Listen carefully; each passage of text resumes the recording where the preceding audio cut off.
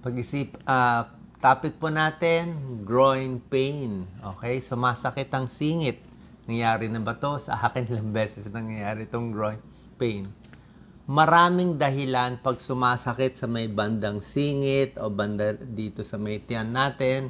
Kasi may mga buto, may muscle, may organs dyan. Okay, maraming possibility. May kidney stone pa, may arthritis. Iisa-isahin natin. Pero uunahin natin yung mas common, di ba? Yung mas madalas mangyari, yun muna uunahin natin. Possible causes ng groin pain o lower abdominal pain. Number 1, ang pinaka-common, muscle strain. Baka sa paglakad mo, paghiga mo, baka nabuka masyado yung paa sa pag-exercise, may napupunit, pwedeng muscle lang o litid o athlete ka na injure, pulled groin muscle. Common yan. Yan ang pinaka-common. Merong mga grade yan. Pag konti lang ang strain mo, grade 1 groin strain, nakakalakad ka pa. Pero masakit-sakit na siya. Mararamdaman mo. Pag grade 2 groin strain, medyo mahirapan ka na maglakad. Limited na yung lakad mo. Tsaka medyo may maga at masakit pag pinipindot yung singit. Pag grade 3, hindi ka na makalakad. Hindi mo na malagyan ng bigat. So, pag groin strain, normally, physical therapy, papahinga mo lang mga ilang araw, pwedeng pain reliever konti, ito, RICE, rest, cold compress, compression, and elevation. In 1 week, dapat gumaling na yung sakit sa singit. Dapat maghihilom yung muscle. Number 2 possibility, lus-lus. Okay, pwede sa bata, pwede sa matanda. Ayan, may bumubukol. Kaya titingnan mo, saan yung parting masakit? Bakit may bumubukol? Yung bumubukol, muscle yon.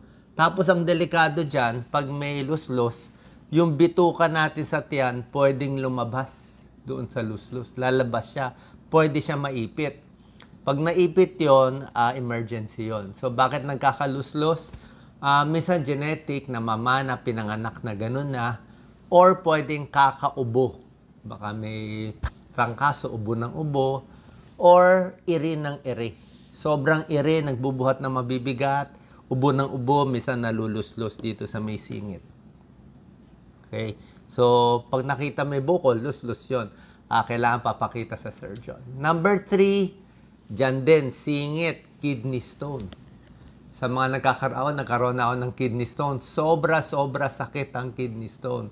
Para kang madudumi, parang nagka-cramps, tapos wala ka naman idudumi. Pag-ihi mo, medyo pink, dugo yun, pero pink ang kulay, pwede masusuka. At dito nga, sa may bandang singit, usually sa singit mo mararamdaman dito sa ureter, pag dyan naipit ng kidney stone. So, inom ng maraming tubig kung kidney stone ang problema. Yan ang mga symptoms. Stomach pain, kidney stone, nasusuka. Number 4, ito sa mga medyo may edad. Diba, nakita natin yung mga problema, diba? Pwede sa buto mismo. Arthritis na ng hip. Okay, bakit nagkaka-arthritis? Pag tumatanda, nagkaka-arthritis, diba? Kakagamit, arthritis, baka overuse.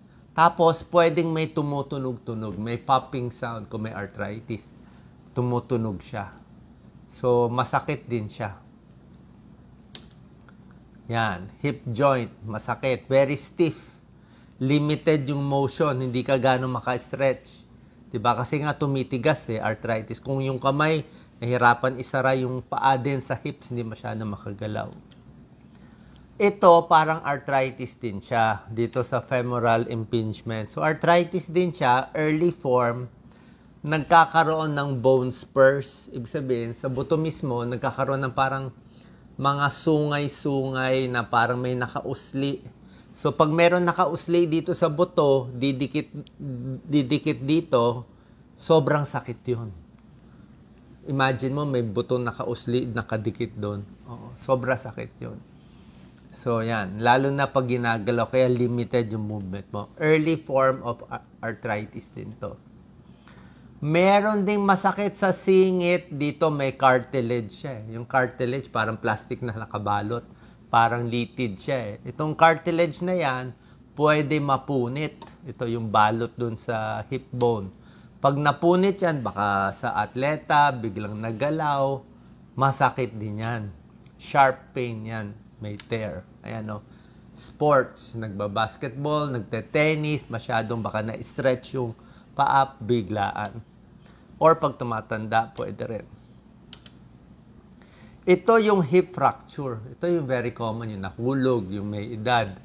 O, kakaroon ng osteoporosis, di ba? Pag tumatanda, humihina na yung buto. Kaya pag bagsak, pwede siyang mabali dito sa upper third. Pag nabali yan, hip fracture, naoperahan. Di ba? So, ingat. So, kailangan may calcium, may gatas, malakas ang buto para hindi matumba. Tsaka ingat sa fracture or sa aksidente sa bahay. May tinatawag na osteonecrosis. Ito naman, ibig sabihin nito, yung blood supply sa buto ang nabarahan. Kung sa puso, nabarahan yung blood supply, yung artery, heart attack. Pag sa utak, na stroke. Pag sa hips naman, na walan ng blood supply, mamamatay din yung buto. Kailangan niya ng blood supply. Ayan, osteonecrosis, loss of circulation ng femoral head. Maraming cause. Namatay yung buto, dead bone. Tingnan nyo to, picture. Stage 1, okay pa siya. Stage 2, parang nasisira siya. Stage 3, sira na, nauka na. Stage 4, naghiwalay na. So, delikado rin tong osteonecrosis. Okay? Malamang operan. Isa pa sa common, sports hernia, football. Football eh. Kakasipa, bigla, napunit. Napunit yung muscle. So, pag napunit yung muscle sa may tiyan, sa may singit, pwedeng ipahinga na maghihilom or yung iba inooperahan. Sports hernia, yan ang masakit dito sa inguinal area. Hindi na siya makasit up, masakit na. Pero alam mo naman kung nag-sports ka, kung athlete ka eh. So, nabanggit ko na yung very common causes. Meron naman yung mga bihira mangyari. Pero possible din kasi singit area, maraming mga parts dyan, di ba? Pag sa lalaki, sa singit, iisipin natin, pwede may diferensya dun sa balls. Dun sa ari, dun sa itlog ng lalaki. Merong sexually transmitted disease, STD, epididymitis. Nag-infection doon sa may balls ng lalaki dahil sa sexually transmitted disease yan. Masakit din yun. Okay, so ginagamot yan, antibiotics. Meron din, tinatawag na, ito po, emergency to, testicular torsion. Yung itlog ng lalaki, umikot, pwede ito sa bata, pwede sa may edad, umikot, naipit yung blood supply, delikado to, emergency to. Biglang sakit doon sa may singit. Paglalaki. Ngayon, ano pa ba marami? Marami kasi talagang mga mga parts eh. Pwede naman nerve na naipit. Okay? So, pag yung nerve ang naipit, yan? Manhid, kuryente, nangingimay, di ba? Numbness, tingling, compression ng nerve dito, naipit. Pwede rin yan. Thigh pain. Ngayon, pag sa may singit, possible din sa may tiyan area. Okay? Baka sa baba ng tiyan. Pwedeng sa large intestine, diverticulitis. Medyo rare yan. Doon nagkakaroon ng pouch. Kulang ka sa fiber, diverticulitis. May aneurysm, abdominal aortic aneurysm. Bira naman sa gitna yun eh. Diba? Sa gitna yun. Pag sa babae, iba naman ang issue. Ovarian cyst, pwede rin sa may singit. Sa babae, sa matres, pwede rin. Meron din infection sa babae, sexually transmitted, pelvic inflammatory disease, PID, yung sa fallopian tube. Nagkaroon ng bacteria, sexually transmitted. So, marami din. Pag babae, iisipan mo pa na ibang possibilities.